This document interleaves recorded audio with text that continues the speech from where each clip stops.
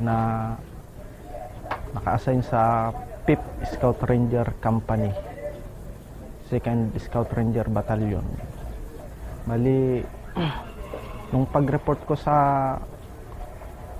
kumpanya noon, nung 2009, 1 linggo pa lang yung pagka-report ko sa kumpanya, operate agad kami noon. Tapos sa 7 days operation namin, 3 beses agad kaming napalaban noon sa 7 days operation. Dahil nung pa 4 days namin, bali yung objective namin, natumbok na namin yung objective na medyo low ground yung kalaban. Hindi naman namin magapang, nasa mga 100 meters yung layo sa amin. Hindi namin magapang dahil yung paligid ng kampo na nila yon, madaming suya, kaya unti-unti muna namin hinugot yung suya habang kami nakadapa. Tapos may landmine sila noon, nadapa ng kasama ko yung landmine. Buti na lang hindi pa kami na-compromise noon ng mga kalaban. Tinaga agad nung guide namin na Kapgo yung wire. Yung pagkataga, unti-unting ginapang namin hanggang sa na-compromise kami, puka na ganun. Tapos naka-withdraw yung kalaban. Ang ginawa namin noon, nagpalipas kami ng isang gabi doon sa kampo nilang yon, dahil mga bandang alas 5 na natapos yung labanan noon, Master. Tapos nung mga bandang alas 6 na ng umaga, mabuli kami. Paglakad namin, mga 200 meters naman yung nalakad na namin sa kabilang high ground, na andun na naman pala yung kalaban. Pukpukan na unahan kami noon dahil nasa high ground sila. Naunahan kami, 3 yung wounded sa amin noon, Master. Tapos may mga duguan din sa kalaban noon. Takbo na naman sila hanggang sa naghahanap ngayon kami ng landing zone para maiibak namin yung mga wounded sa amin. Nagtanim naman sila ngayon ng landmine sa trail. Doon kami dumaan sa trail. Nung nabangga nung kasama ko kalata, yung tumbang kahoy lang, iniwasan niya yon, kaya lang may na bangga niya rin yung kuwan, yung may damo na nakaharang pabga na sa trail.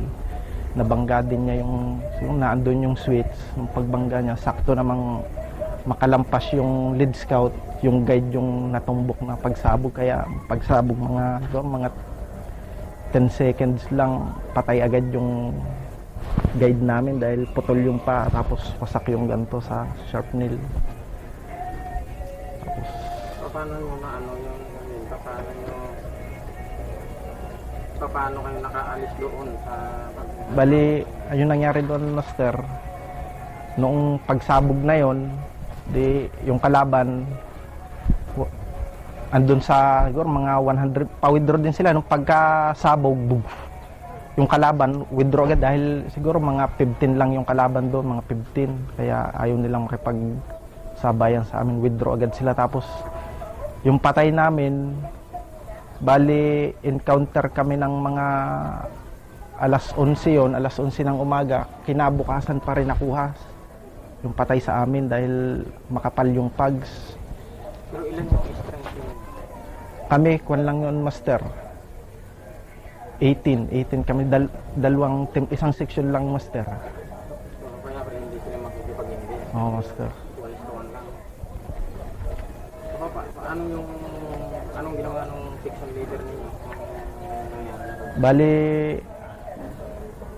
yung section leader namin, sir, nung pagkasabog, may wounded, tawag agad sa kwan, sa baba, sa may TCP na may wounded na kasama, kailangan maiibak agad dahil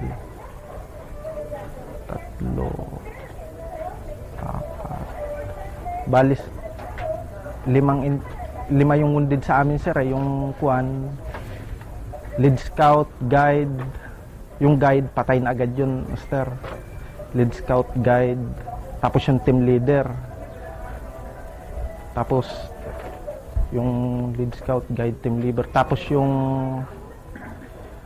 unang encounter namin na dapat iibak namin, Master. Tapos nung kinabukasan, naiibak na yung patay namin. Tapos move uli kami hanggang sa mag-resupply uli noon kami, sir, nung kwan. Resupply uli, another 5 days naman, sir, yun. Pinuntahan pa namin yung winidraw ng kalaban. Tapos, nung wala na sila, bumaba na kami, sir. Bago noong naman sa kwan, sa Compostela Valley. Anong ilang days lang ang pagitan ng encounter ninyo? Noong Yung unang-una na yun. una, bali, kwan lang yun, sir. Ayang isang dis, bali, kahapon, napa-encounter kami. Bago ngayon, encounter ulit. Master. Dahil kung saan tumakbo yung kalaban, magtawag lang kami na resupply ng bala. Pag ma-resupplyan kami ng bala, puntahan uli namin yung tinakbuhan na yung winidrawhan ng kalaban. Pero ano yung unang naramdaman mo nung nasabugan kayo? Tapos na namatay? Bali, unang-una naawa ako doon sa kasama ko dahil kakakasal pa lang noon, Master. Kakasal pa lang, sabi niya noong tinamaan siya, okay pa ba yung paa ko? Okay pa. Sabi namin, pinalalakas namin yung loob para hindi malumural. Okay pa, Sergeant, duktong pa yan. Slight lang naman ang tama mo. Bago sabi niya, sige, gamutin nyo lang ako. Maya-maya, unti-unti lang namutlan, namatay na.